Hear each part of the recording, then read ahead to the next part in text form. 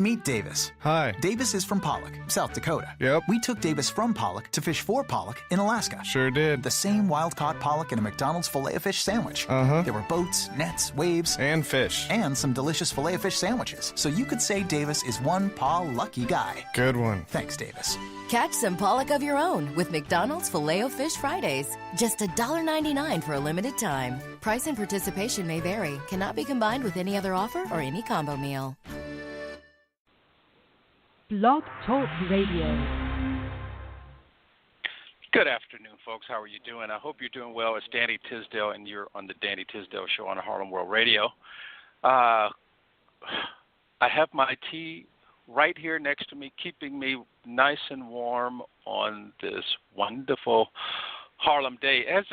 Well, of course, every day is a wonderful Harlem day, though it's 57 degrees. You know, I love it. The warmer it gets, the better I get. At least that's what I like to think. And thank you again for being here.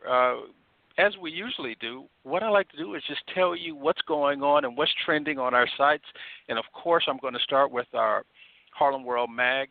And did you know Boris Johnson and David Cameron, the Englanders, were here in Harlem eating at the Red Rooster? I think that was a couple of days ago. But you know what? To be sure, go on the site and check it out.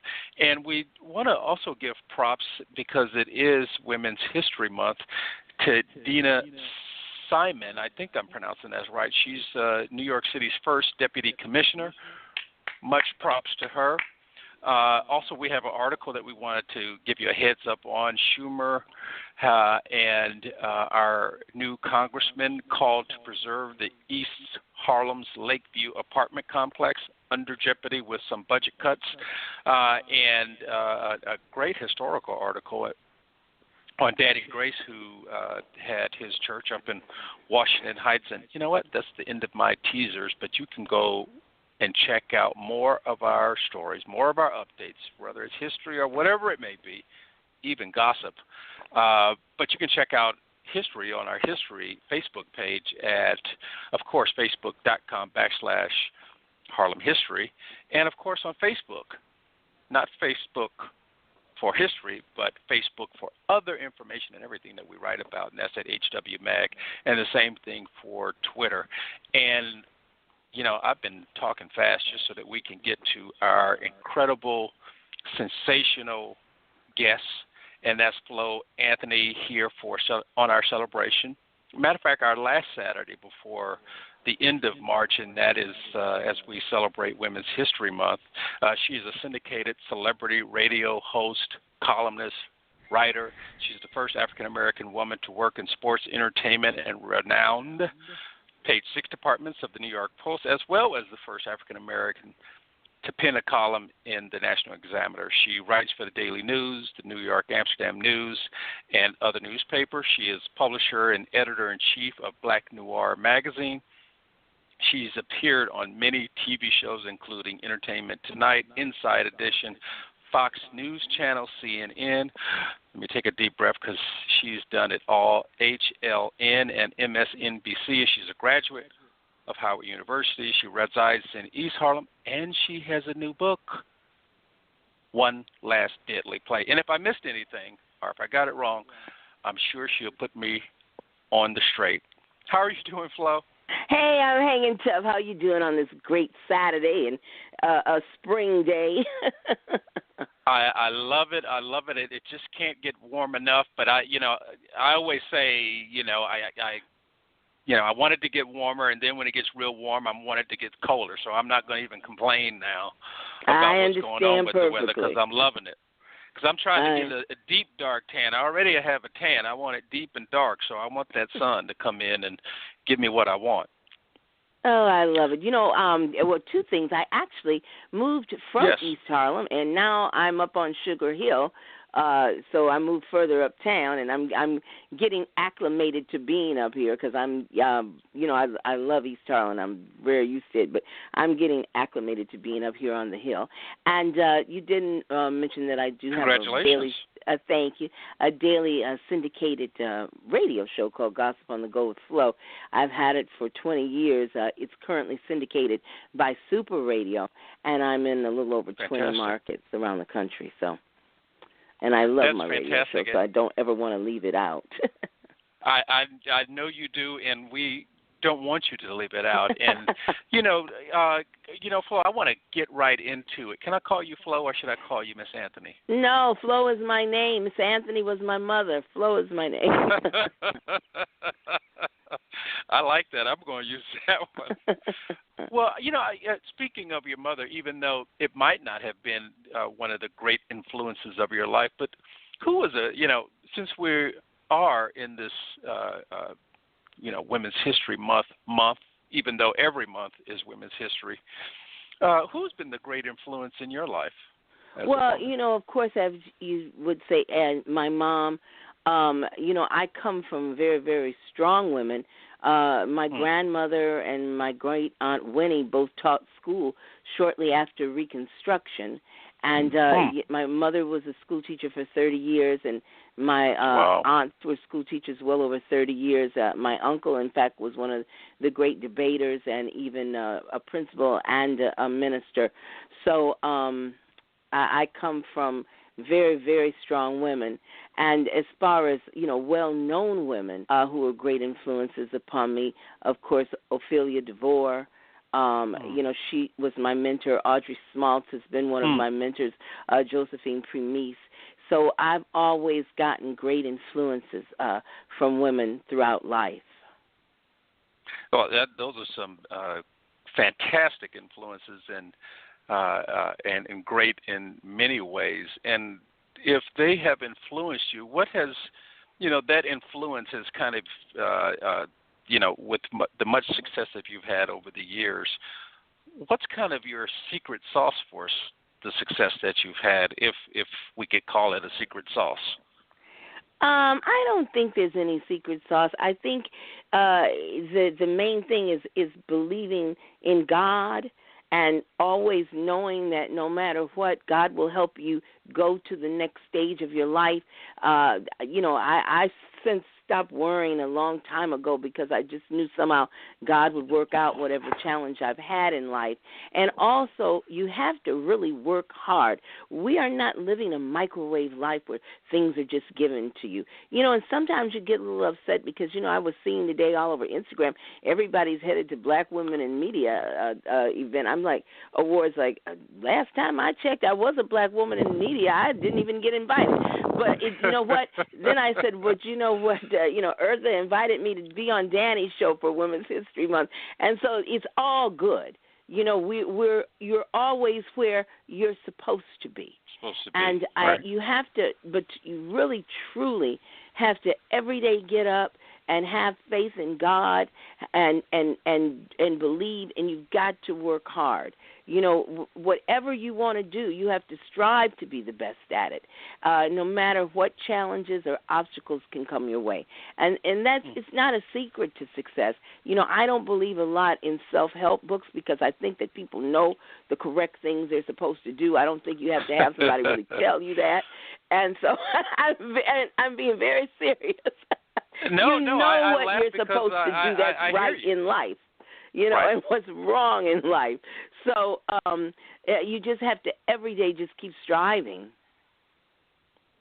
Well, and I, kind of laughed, snickered in the background because I completely agree, and those who may have the secret sauce, if that's what they want to call it, but I hear you completely because life has proven that you just have to work hard and, do your due diligence and make sure you stay positive and those things will come to you, whatever it is that you want to come to you. If it's meant for you, you're going to have it, no matter how long in life it takes for you to get there. And, Ms. DeVore used to always say to me that, I'll let people, so for people who don't know who the great Ophelia DeVore was, she passed away, now it's been 2 years, I believe. It's going on. This year it'll be 2 years. But the great Ophelia DeVore, she owned Ophelia DeVore Modeling School, was the first, African-American woman with that, and also Grace Del Marco Models, the first African-American woman with her own modeling school. So, most people went through her, and she trained some of the greatest women in the industry. You're talking about Diane Carroll, Audrey Smaltz, Trudy Haynes out of Philadelphia, who was the first African American newscaster on the air of all the country. You know, these are women that she trained throughout the years. Heavy. So the legends, you know, she trained all the great legends, and so she used to say to me, you know, you're in a odd place because you came along in the 70s after everybody got all that money and grants and stuff after the riots. In the 67 riots. Then you came along before the 90s or the 80s. You came along before that. You know, when African American women were making more strides in communication. So you know, you always had to kind of fight your way through it. And, you know, she put things always so bluntly because, you know, with African American men and women, what we don't look at, our legacy is slavery. So right there, that puts a downward cast on how we're going to think. So we always have to think positively. I mean, these young people out here, they don't realize, y'all, you're about 5-6 generations removed from slavery. You better get real and understand that. You know, so. Not that far away. Yeah, not that far away. So, you know, it's always been a struggle, but I love what I do. And I think when you've got that kind of passion, you know, I love newspapers and magazines and radio and TV and writing books and, you know, with a magazine, first seeing the words and then seeing the pictures and then seeing the words and pictures come together. I truly love it. And so I wouldn't want to be doing anything else. Well, I hear you completely, and I'm trying to find a way I can disagree with you, but you haven't said anything I disagree with, so I might be a little biased. I try to be an agreeable girl. Very easily. So, but Flo, there might be someone, no matter where they are, Harlem, somewhere in the United States, outside the United States, listening and saying, you know, well, you know, it sounds great because she's had all this success and she's not going through what I'm going through, wherever they may be. What do you say to somebody? Because the like success did not come easily. The success was very difficult.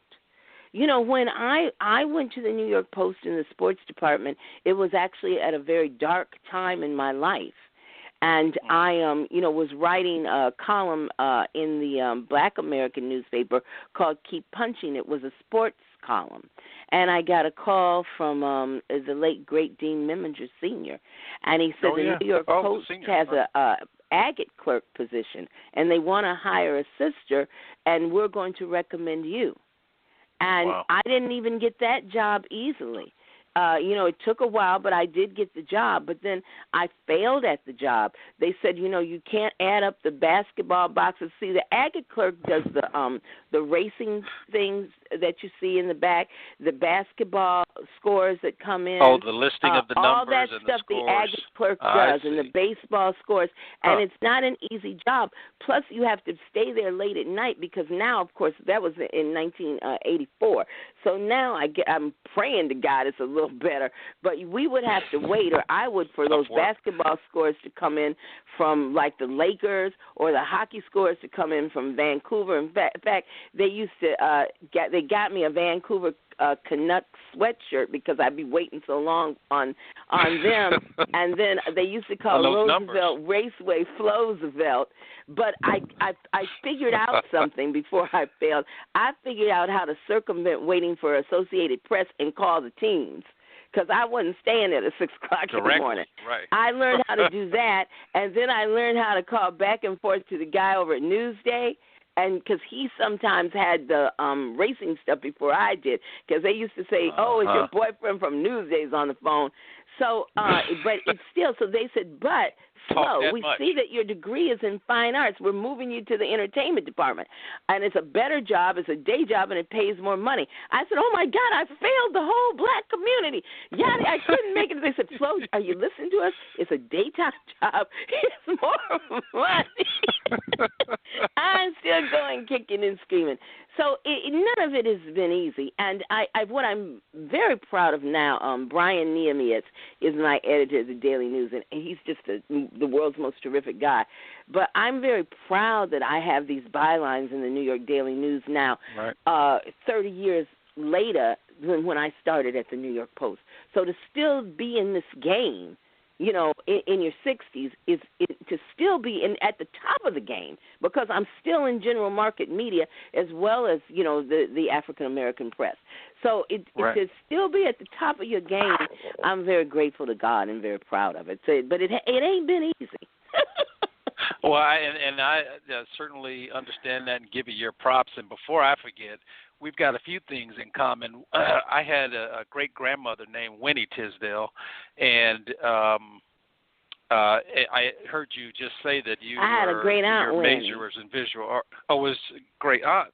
Winnie, yeah, that taught Small World, W-I-N-N-I-E? Yes. Yeah, Old school spelling.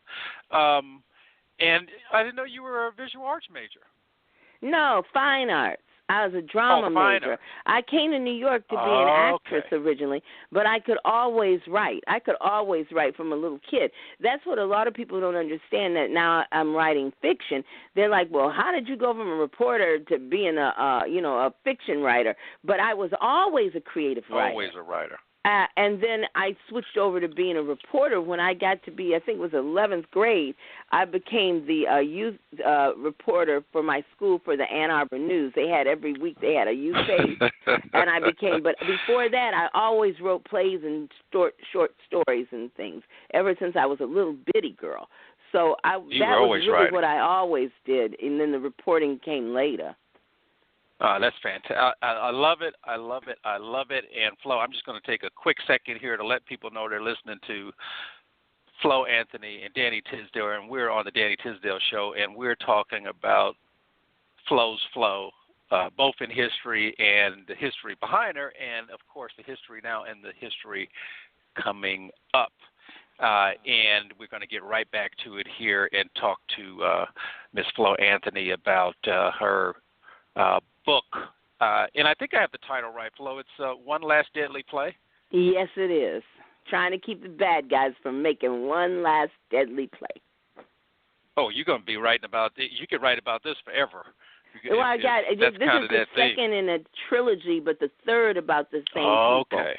But the second in a trilogy, there's going to be one more, and then I'm going to let Val and Rome go home somewhere, so. They might retire a little bit. Yeah, they got to retire. It's time for them to cut it out. Is it true that I'm sorry. Is it true that you have another book in the mix, or I've been sketching out. I haven't even told my publisher, Whitey Clark, yet, because I've been trying to sketch it out. A new book. It's called the saga of the resurrection. Of a deadly diva. And the book prior to One Last Deadly Play is Deadly Stuff Players. So it's going to be the last in the Deadly series. I'm got to get some live people going. All this deadly is going. You're going to die. But I will continue to write murder mysteries because I'm like entrenched with murder. So now. Do you know when the next book will be released, or is that no? Because I have, as I said, if my publisher hears this, she'll be like, "Oh, she's over there working on another book. She hadn't told me." So I wanted to just get a few things perfected with what I'm doing before I showed it to her. But it's another one. But right now with One Last Deadly Play. First of all, let me tell you a little bit about One Last Deadly Play. The main characters are Valerie Rollins. She's the greatest black gossip columnist in America. Uh-oh. So, obviously, she's kind of me. I don't know if I'm the greatest, but I made her the greatest one. And then Rome Nyland is a friend of hers, and he's a former NFL player turned private investigator. And Valerie has a fiance in the book, Victor Dumas. He's a Black.com billionaire, and he has a son, Vance Dumas, who in Deadly Stuff Players was a black jockey, but his horse aged out, wilding out, and now he's formed an all-black polo team to play in the Hamptons for the summer. Nice. And it revolves around them. Valerie Valerie's past kind of comes back to haunt her in the form of this guy by the name of Columbus Isley, who really is not Columbus Isley, but you all find that out. And they're trying to stop this guy whose name they thought was Royale Jones, who turned out to be Rolando Jemison. Royale Jones' lookalike cousin, and Royale Jones was a former baseball player that everyone thought was dead. And in this book, not really. Columbus finds out who he is, and Valerie's had this past with this person, but this Rolando, who they did find out was not Royale in Deadly Step Player, but it's like, well, what happened to Royale? And Columbus breaks out of jail, and so this book takes place. I've been writing Hollywood black murder mysteries, but One Last Deadly Play takes place all over New York, Harlem, Midtown, out in the Hamptons, and where they're all trying to catch this Rolando Jemison and stop him from making One Last Deadly Play. So. Oh, I love that, and I can hear. Do I? Wait a minute, Flo. Do I hear your phone ringing in the background? Is that Lee Daniels? I would love it to be Lee Daniels or Tyler Perry or somebody. I heard something. That sounds like that's coming down the pike any day now. Maybe I should get with Spike and resurrect his career. I don't know. I didn't say that, Lord. I didn't say. But at any rate, no, I'm just saying, I love Spike. I wouldn't even mind working with him. So I wish it'd be somebody, some phone ringing there.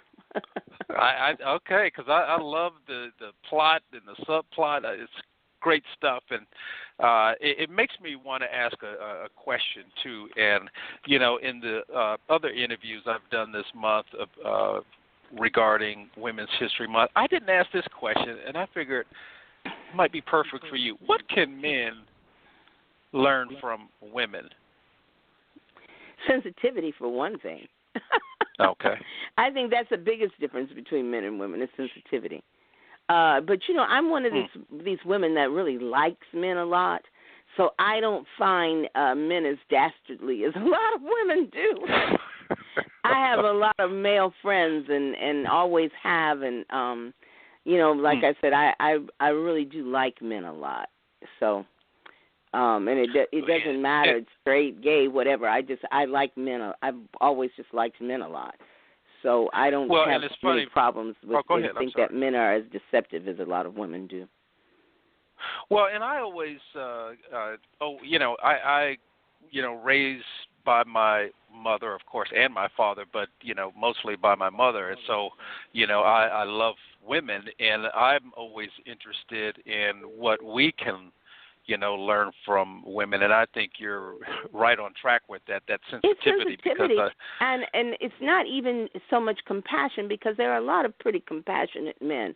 Right. But right. I think that the sensitivity and to try to have more of an understanding of everything that's going on around you, and to deal with it in a different way. I think that's the biggest difference between men and women. Yeah, and it's I'm still learning, about the sensitivity things as as I get older. I'm still open to learning, so that's something that probably a lot of us could take advice from. I was a real daddy's girl. And so that may also be why I like men a lot. And my father died when I was only 19 years old, and when I was senior in college. So I lost him, at a relatively young age. But so I think, but I did have him for a long time, and he was also a great influence upon my life. And I also had very nice uncles. My father's brothers and my mother's brother, they were very, very nice men. So, it was all a little different. That certainly helps. Mm-hmm. Yeah. Flo, I'm going to transition a little bit again here. We have a lot of parents listening to the show with their young daughters, the young men in their family. And what advice would you give to a young Flo Anthony that's listening to the show who wants to be like you, to do the things that you've done, to, continue to be optimistic when it looks like, you could probably go in another direction? What would you have for Well, the advice first thing, I don't know right now if I would advise someone to be a journalist.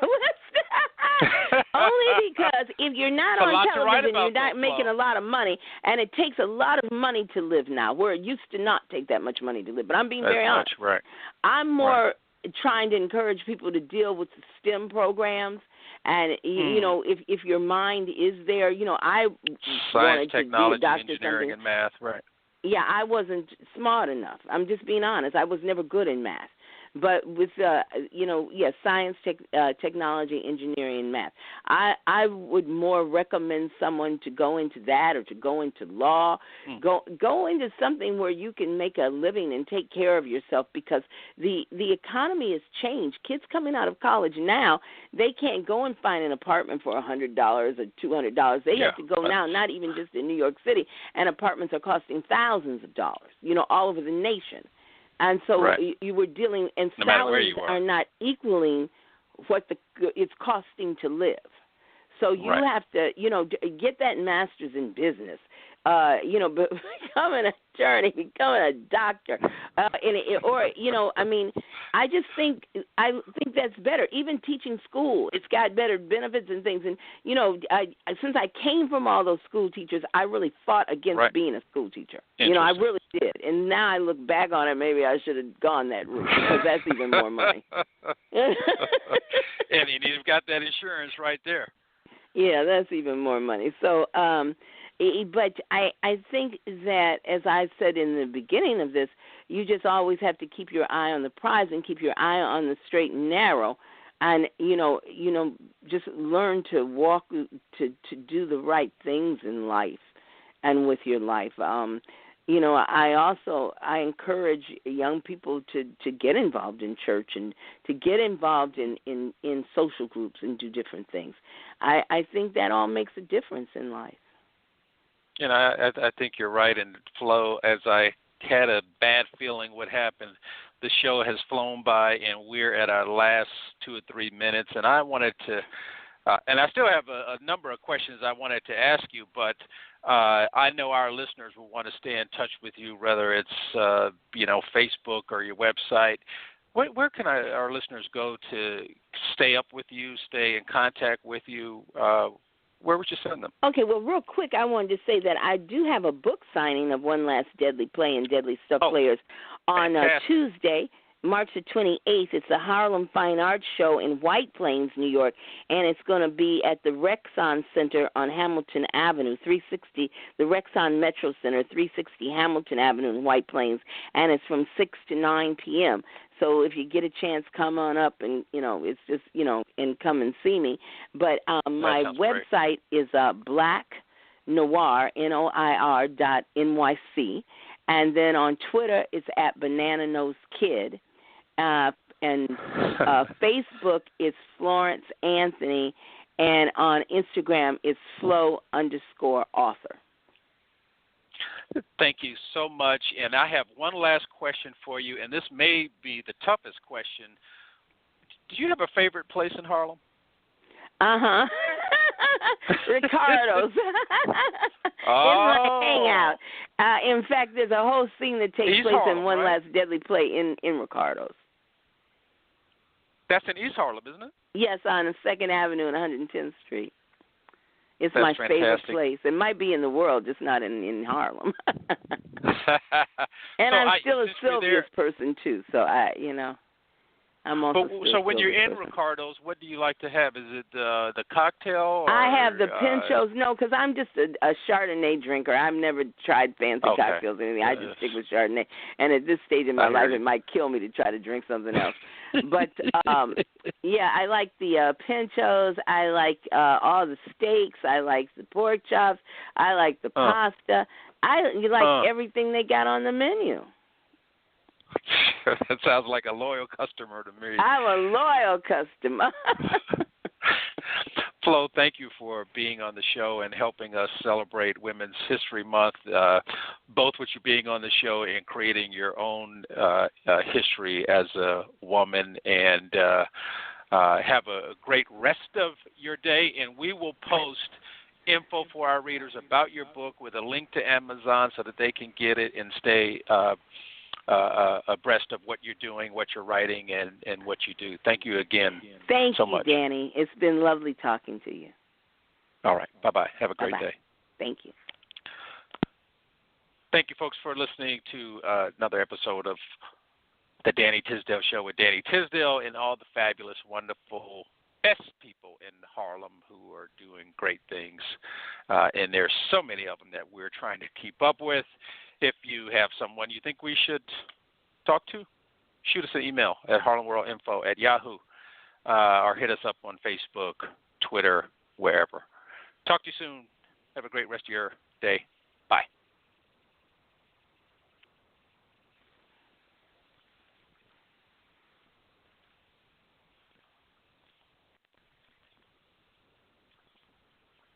Meet Davis. Hi. Davis is from Pollock, South Dakota. Yep. We took Davis from Pollock to fish for Pollock in Alaska. Sure did. The same wild-caught pollock in a McDonald's Filet-O-Fish sandwich. There were boats, nets, waves. And fish. And some delicious Filet-O-Fish sandwiches. So you could say Davis is one lucky guy. Good one. Thanks, Davis. Catch some pollock of your own with McDonald's Filet-O-Fish Fridays. Just $1.99 for a limited time. Price and participation may vary. Cannot be combined with any other offer or any combo meal.